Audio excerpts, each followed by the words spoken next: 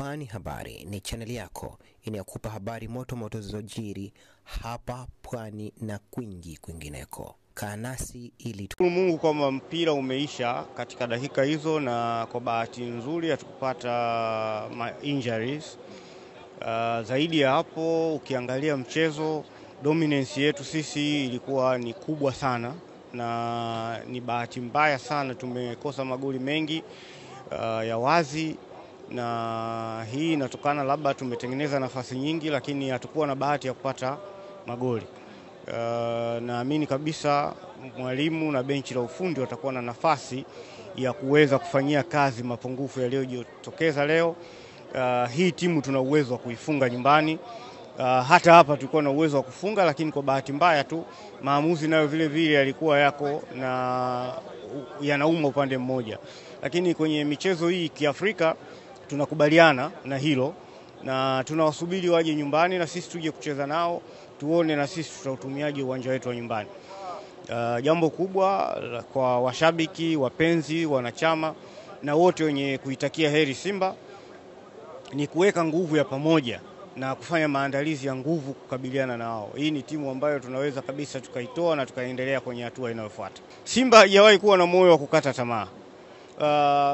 Kwa mara ya mwisho tulivyocheza robo finali, kama mnakumbuka, tulipoteza mechi kwa kufungwa goli moja.